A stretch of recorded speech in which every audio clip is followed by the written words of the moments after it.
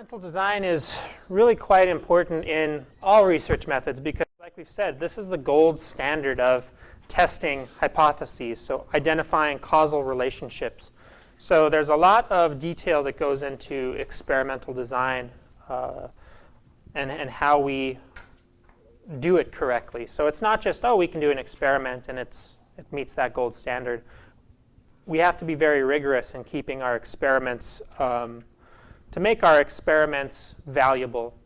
So what goes on in an experiment is randomization is a big part of it, and also controlling. So what we're doing with those tools is reducing confounding variables. So we've talked about confounding variables, third variables, but we want to specify it more here because it's important to understand how experiments help reduce this. So we've talked about the relationship between income and education. So we're predicting income with education. There's a lot of other variables that could maybe be related to both of those that cause the variation in both of them. So imagine we wanted to look at parental education. So you would imagine that your parents' education is very closely related to your own education. And people coming from families with higher education probably earn more money themselves as well, based on not just education, but also maybe friends of friends getting them good jobs, them getting easy access to higher quality schools. So 1 year of education is probably different from here than it is Harvard, unfortunately. So that example of parental education can be a confounding variable because it can affect the independent variable as well as the dependent variable. So in the end, if we didn't know if we didn't know the relationship between parents' education and our own education and our income, we couldn't really say what's causing this change in income. Is it parents' education or is it my education? So that becomes a confounding variable. So another example, the benefits of exercise on mood. So we're looking if exercise predicts mood. So I'm actually going through this right now a little bit because I'm kind of on a diet. What are potential confounding variables that would be related to exercise that also predict mood? So endorphins, weather.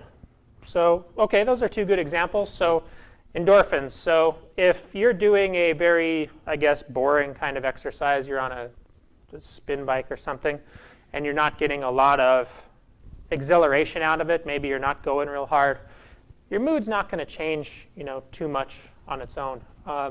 The weather as well. So if you're stuck indoors exercising because it's rainy here all the time, maybe mood isn't going to change as much. So the weather is predicting both your exercise levels and the benefit of exercise and your mood. I'm thinking diet because in terms of what changes how much I exercise and changes my mood in tandem, it's like when I diet. So if I have a lot of calorie restriction going on, I don't feel good exercising, and also my mood is not very good. So that's a confounding variable there. Confounding variables exist just in almost all relationships because in the real world, you have multiple variables influencing one thing. So my income's not just a product of my education, it's a product of my parents' education, it's a product of the teachers that supported me, it's a product of, loan rates for FAFSA at the time, did I want to go to grad school or not, just tons of things. So there's a lot of alternative explanations to what predicts my income rather than just education. So we've talked about internal validity, how strongly we can identify causal relationships between the data. So you can imagine that the confounding variables are a threat to internal validity because if we can't say that there's a causal relationship between x and y because there's all of these other kinds of extraneous variables, we don't have strong external validity or internal validity, excuse me. So when we have high internal validity, we can be very certain that our one independent variable of interest predicts the dependent variable. And it can't be explained by these other things, so we eliminate the alternative explanations. Experiments really allow us to do this because we can rule out all alternative explanations using randomization and control, as well as more advanced experimental designs. So this is a basic experimental design, and this is one you've probably been exposed to. Like, this is the kind of where it all starts. So here, and you'll see these diagrams continuing throughout at least the experimental sections of the rest of the book. So it's good to know what we're talking about. So here we have our participants. So, these are our subjects. These are the people that are interested in being part of our blood pressure study. Then we have these arrows that represent randomization. So we don't say, okay, the first 10 participants who came to the study goes to the experimental group and the other 10 go to the control group. We use random selection to say whether they go in the experimental group or the control group. I don't think our book does a great job about talking about randomization, but this is based on probability. So in this case, we only have 2 levels of the independent variable. So we have the control and the experimental. So our independent variable is a blood pressure drug. One group gets the sugar pill, one group gets the drug, and that's our independent variable with 2 levels. Yes? Cluster and not cluster. You separate them in the groups, or is it just for a different reason it's not considered this cluster? So like cluster sampling? So cluster sampling could produce this group of participants, but that would go on over here. So let's, so we could do a randomized. So ideally, we're picking this group of participants using another R. So if we wanted to talk about it, we would have a big circle here, which is our population, and then we'd have our sample, which is randomly selected from the population that then goes into the participants. Because now we have a simple random sample of individuals representing participants. So whatever the results of our experiment are, we can generalize back to the population. So that's a really good question, because it's important that these participants represent who we're trying to make inferences about. That's our population. So good question. So now that we have, hopefully, a randomly selected group of participants that represents the population, now we just do a random assignment to experimental and control group. So we have pretty much a flip of the coin here because we only have 2 levels of the independent variable. So each person comes up, I flip heads and tails. Heads goes to experiment, the tails goes to the control group. Given enough people, we're going to have 50% of the participants in each group. And then we can do our experiment. So what we want to do now is we'll introduce the independent variable. So not focusing on blood pressure, because let's just say we want to generalize to the entire population. So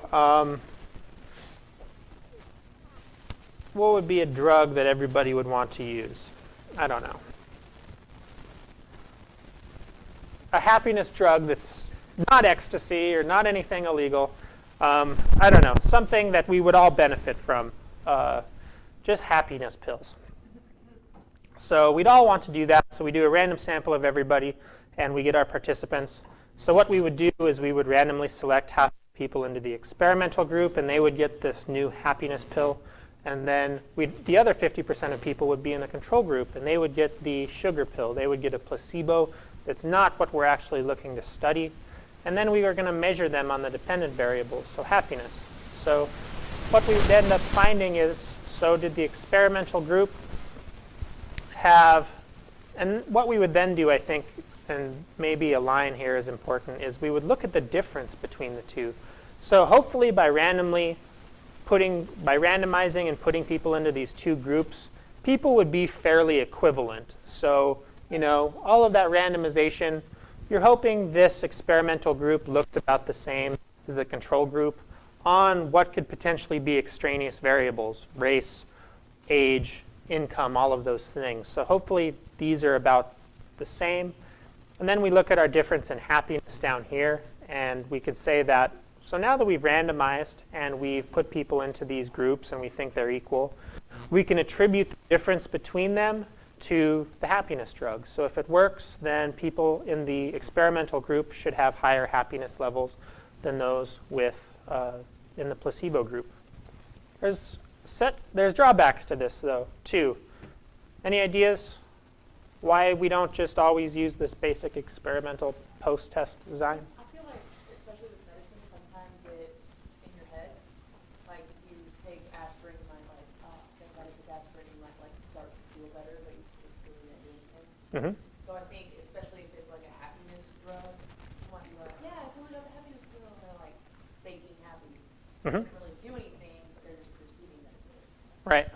Yeah, so that's the placebo effect. So that's something that has to be considered, and that only would happen in the control. Well, it should happen really only in the control group because they're not getting the drug, but then they're also saying, oh, I took a drug and I think I feel better. So. To add on to that, it seems like it's a reactivity issue. Mm-hmm. Where if they measure the test, I mean, not to say that these people are getting the placebo or not, but they know they're being tested, so they're expecting something that they're not. They're expecting a reaction. Right. If the results are supposed to see if you're happy or not, then you're going to obviously look at the test differently, rather than saying it's for this or that, rather than be happy or not. So all you're going to be doing is waiting for happiness. So any little thing of happiness, you're going to be like, okay, I did feel that, rather than to let you know what did you feel on this pill. You know? Yeah, and definitely that does tie into the placebo effect because you take something and you expect there to be a result. You expect it to change, you know. So that's one thing too. The experimental group experiences that as well because they take the pill and they have that reactivity, that reaction to taking something, and they should feel like they're going to change too. So hopefully both groups experience that reactivity the same, so then you can cross it out. So the differences aren't in reactivity when we measure the difference here. It's not based on reactivity because both groups would experience that.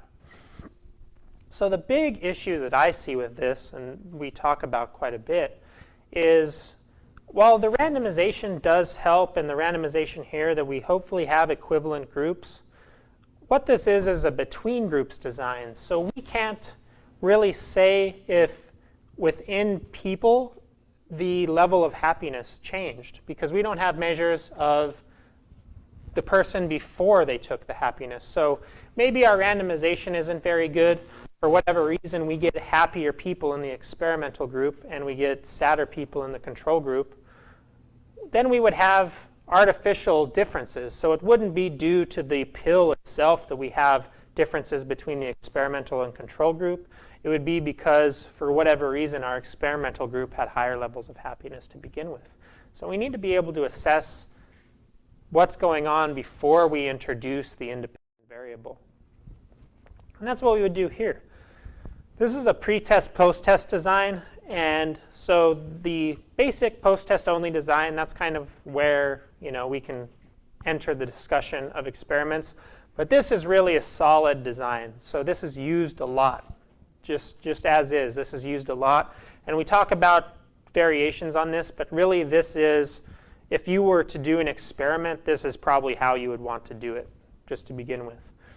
So what we would do is we give a pretest. Now this comes back to your problem of reactivity. So we take a pretest on happiness.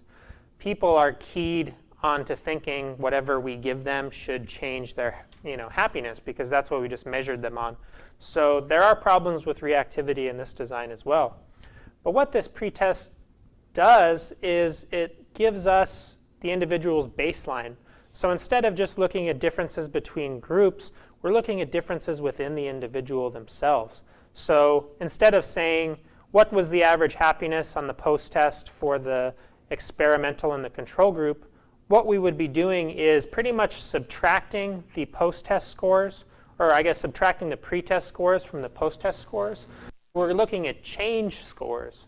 And then what we're going to be doing is averaging the change in the experimental group, averaging the change in the control group, and then looking at the difference. So within individuals, did the experimental group increase happiness more than the control group? And that's really powerful because now we're controlling for people's starting point, so we're taking that into account, and that's really important. Also, this assures that groups are equivalent at the beginning of the experiment. So say we do our randomization and we have a bunch of happy people in our experimental group and we have a bunch of sad people in our control group. That might tell us that we want to go back and do randomization again and figure this out, because we know that our post-test differences are going to be biased and be problematic. Now, we talk about sample size quite a bit. Sample size is important because if we have only 5 people in this group and 5 people in this group, these participants, who can we really can we be confident that they actually represent the population from which they came? Probably not. So it's like we talked about those margin of errors and the confidence intervals. So with only a few people, our confidence intervals have to be really wide because we don't know if they represent the population. But if we have a lot of people, we get much closer and we can be much more confident in our results. The minimum number of 20 or 30 participants for each condition is based on statistical assumptions. So I won't go into it too much, but that n of 30 is used as sort of a sample size throughout statistics. And what that 30 is it says that at about 30 participants, even if the people, even if the responses are like not normally distributed, so if it's not bell curve shaped, all of those people together start producing things that are normally distributed. So it's definitely more than we want to get into because it has to do with sampling and theory about sampling. But 30 participants is kind of this standard you'll hear a lot. 30 participants in each group. It's important at this point to discuss that right now we just have a control group and an experimental group. We can have a lot more groups. So we always want to have a control group, but we can have an experimental group that gets a low dose of happiness pill, experimental group that gets medium dose, and another experimental group that gets high dose. So then we could look at the differences between the high dose group and the medium dose group, medium to the control group, and you can make a lot more comparisons. So this is sort of a theoretical setup, but it can be definitely made more complex and complete. So in these basic experiments, there's problems with pre-test, post-test design. While we can look at change, which is really important, individuals are their own baseline, what happens is you can have problems of attrition. So you measure people at time 1 on happiness. Maybe the people that aren't happy are pissed that you're measuring about happiness. I'm not happy, and this proves it. I'm not coming back to this study. So then what happens is people that are unhappy drop out. So the people that are dropping out of your study are actually related. The reason they're dropping out is related to what you're measuring. So when you end up measuring that in the end, you get biased results because you're only looking at people that stuck with it. So there's that, and it's kind of reactivity. Again, people are reacting to what's being measured. But in this case, people are dropping out of the study. So attrition is more, it's used to say that people are dropping out over time. Mortality is the same term. Mortality can actually be a cause of dropout. So if you're looking at people over a long period of time, especially older people, they actually might die. And then you lose people to follow-up because of that. Yes? Would you still be able to use that in your experiment, though? Like you could actually use that as results, as in, rather than just saying, well, we can't study them anymore, they dropped out, you could write that down and say, well, it obviously screwed them up somewhere, to where that could be a part of the experiment, right? So the thing is, you're not so much interested on describing their level of happiness. You're interested in describing how their happiness is changed by your pill.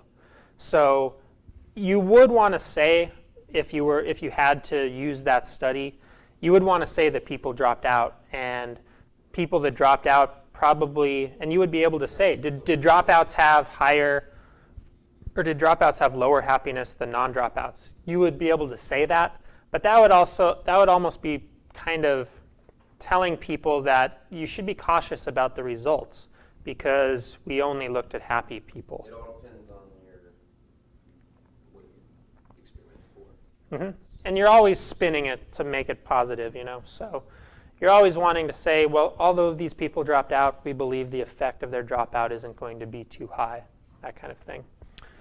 So mortality is an issue. And I guess we talked about most of these. Helps assess equivalency of groups. Can be used to select participants for the experiment. So that's one thing. Like if you only want to look at people that are already depressed, then you could use that and say, okay, we're going to use our happiness scale, and people that are in the bottom 50%, they're the ones that we want to study. So then you would take those bottom 50 and then re-randomize and put them into the control and experimental group. So a pretest does give you that ability. Pretest can be time consuming, so you're looking at people before you even introduce what you're interested in, so it costs money, it takes time. It can be difficult to administer because you're sensitizing them to what they're being measured on, which can really screw up your results. Now the impact of a pretest, so there's these disadvantages. They can be assessed with the Solomon 4. We won't go into it too much, but this would be what we could look at with the Solomon 4-group design.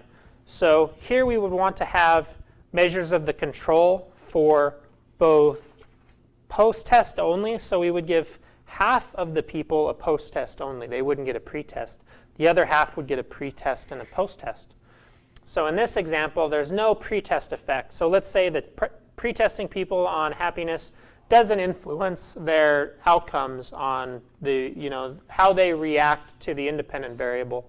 So you can see that the control group in the post-test only is the same as the pretest, as well as the treatment group. So the treatment group outcome is the same whether they're post-test only or pretest post-test.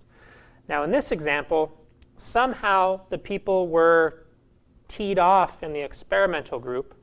And what happens is that the post-test only group, we find that there's no difference between the control and treatment group. But for the people that took the pretest, the control group didn't have any changes in them, but the treatment group did. So for some reason, taking a pretest made that treatment group change quite a bit. And that's what you could then say, okay, we have issues, go back and assess the study. So that's one way to make sure that your pretest isn't screwing up your results. So we've talked about this somewhat already. When we look at two different groups of people, in our basic experimental design, we just have two different groups of people. We're looking at between subjects design. So comparisons are made between different groups of participants. In this kind of design, participants only participate in one group. These definitions get a little overlapping, I think. So with independent groups design, you're really looking at differences between groups of people. And those groups are always separate. They're never mixing. Where with a repeated measures design, participants are assigned to multiple groups. So you're not just a control, but you're also in an experimental group. I think repeated measures for me also talks about the pretest, post-test kind of design, because you're actually looking at the same measure within subjects. So comparisons are made within the same groups of participants. So these can be a little confusing, and it's not something we elaborate on too much. But know that this repeated measures design, when we're looking at changes within individuals, are stronger than independent group between subject design, because we're controlling people's scores for their initial baseline scores. We're controlling their outcome for their incoming scores, predispositions, and that kind of thing. So random assignment, this is used when we're doing just the independent groups designs. So we just have 50% that go into the control, 50% that go into the experimental, when we only have two levels of the independent variable. Where with repeated measures, we pretty much put the same individuals into all groups. So we would use randomization to say, you start in the control, you start in the experimental. Then they would switch. So the 50% that were, we don't have any visuals of that. I think maybe it's the next chapter that we present those diagrams. So with repeated measures designs, we're kind of changing things up. We're not just using this basic experimental design anymore, where only 50% get the experimental treatment. But now pretty much all people are getting all treatments in different orders. And that ordering is what tells us, is there differences between groups based on whether they got the experimental variable first or did they get the control first. All of these things we're able to quantify and measure. So with these repeated measures designs, you can imagine that we just don't need as many people, because instead of having a pure control group and a pure experimental group, now we have everybody going into both groups. So we need half as many people. You could probably think of it that way. You actually need more than half to make this good, but it is cheaper. It's also really sensitive to the differences you're measuring, to the outcomes you're measuring. So you can actually look and see within these individuals, is there a change related to the independent variable or not?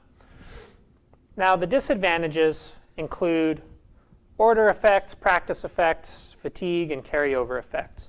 So we'll talk about each of these. Order effects this is when, so let's say that we have one group that gets the control first and then they get the experiment. The other group gets the experiment first and then gets the control. Maybe the people that got the experiment first and then the control are, they're keyed up to know what's going on in the experiment, so their reaction to the control would be different than the group of people that actually had the control first, that didn't key them to what's being done in the experiment, and then experiencing the experimental variable. So the order in which people are in control experiments can influence your outcomes. Also, practice effects. So if you pretty much you take that happiness test to begin with, you know what the outcome is going to be for the next measurement. So especially if you're using the same measurements over time, you're getting better at doing those. So with the happiness thing, there's probably not so much learning. Like, you might remember what the questions are, but imagine you're testing a new kind of math lecture system or something like that, like an electronic interactive math course. In that context, if you did a pretest and you measure these students on math, just by taking that test, they're probably better at math than when they began. So then over the course of time, and they take another math test, they're going to be better. So they're getting better at doing the test. One example I've experienced is in a word recall task. So on a phone survey, we call these older people and ask them, can you repeat the next 10 common nouns immediately? So you say army, chair, boat, all of these things, and they try to recall them as quickly as possible. There's a learning effect, because even 2 years later, when you call them again and ask them to do the same task, not the same actual words, you change the words, but they're actually better at doing that task because they've practiced it before. So they know what you're going to ask them, and everybody wants to appear like they're getting better, they're smart, and that kind of thing. So some of them might be cheating and writing with a paper the second time where they didn't know that they could do that the first time. So they're learning. So that change over time isn't just a result of the independent variable, it's actually them practicing. Fatigue is also an important disadvantage to these repeated measures. So this is when you just keep asking people things over and over and over, and they just get tired of it. So if I'm trying to do repeated measures of our happiness scale, and it's probably not going to be that difficult for me to ask you, a dichotomous, I guess we would say a nominal variable, are you depressed or not, yes or no? You would probably answer that a couple times a day over a year. You'd probably end up getting tired of me asking you that. But imagine we're using a depression scale or a happiness scale that has 50 questions in it. The first time you do it, even by the last 10 questions, you're probably sick of answering my questions, so you're not going to be as accurate.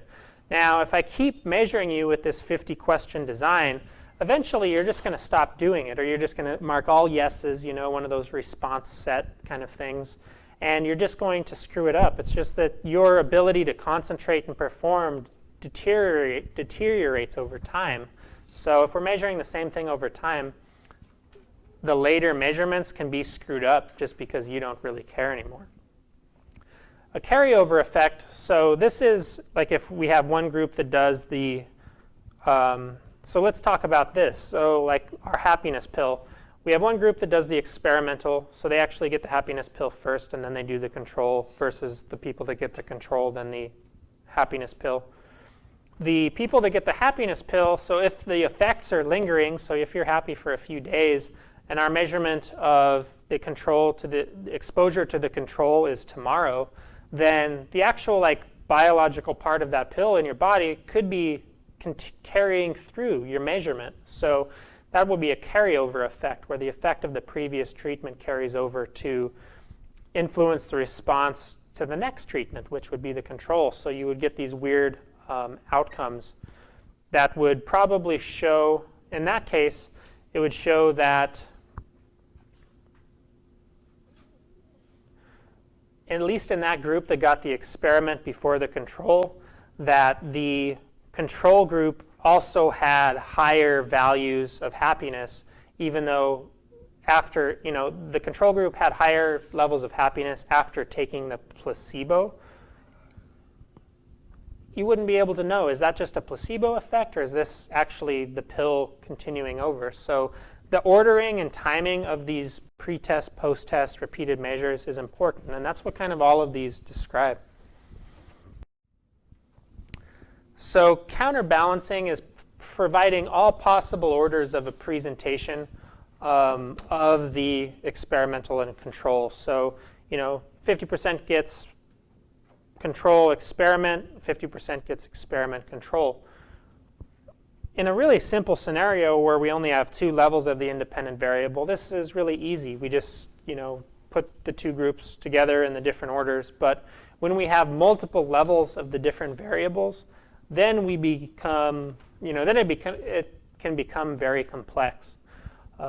We use a Latin square to make sure that it ensures that all possible orders are received by the different subjects. So it's a way for us to make sure that all of the different possible orderings of our exposures to the independent variable are equal across everyone. This can also be used to save a lot of time. Rather than measuring each individual in, I think that's actually next chapter. I'm not going to jump ahead. So the time interval between treatments, that goes back to what we were talking about on the last slide. It's important to consider, do you want to space it far enough that they're not keyed to the happiness pill, or is the spacing too long where you're going to get some mortality, dropout, attrition, and those kinds of things. So that's important too. Now, a matched pairs design it doesn't get used a lot because it is complicated, but pretty much you match people. So before you put people into the experimental and control group, instead of just randomly selecting people for experiment and control, you actually put people in the group of participants and you put them together as pairs. So ideally you would have twins. So you'd have, twins, and each twin would then be randomly selected into either the experimental or the control group. So what you're then doing is looking at the difference between those twins, so ruling out a bunch of extraneous factors that are related to genetics and exposures to environment and that kind of thing. You're ruling that out as being a cause of the differences in the end. So ideally you would use twins, but there's ways to match people. So I ask everybody in this class 25 different questions about demographics, so race, ethnicity, but then we talk about behaviors, emotions and that kind of thing. What I would want to do is then pair people up with somebody that's as close to you as possible, put one of you in the experimental group, one in the control group, what I would be doing is reducing those extraneous variables, because I would then be looking at differences between matched people, and you would hope that the difference would be because of the exposure to the experimental variable rather than differences within people to begin with. So, I think that's pretty close. Yes? That'd be a lot more expensive since you have to match all those features. It is. Yeah, it's a more rigorous design. So if you're really interested in making sure that the differences between the experimental and control are valid, so this increases internal validity, but it is very expensive, especially when you're doing large-scale experiments, when you're looking at the effectiveness of drugs. In a sample of 1,000, 10,000 people, it can become very expensive. We talk about ways to, when we talk about pseudo-experimental design, we have ways in statistics to do this as well. So we match people together and then look at the differences between them, even outside of experiments.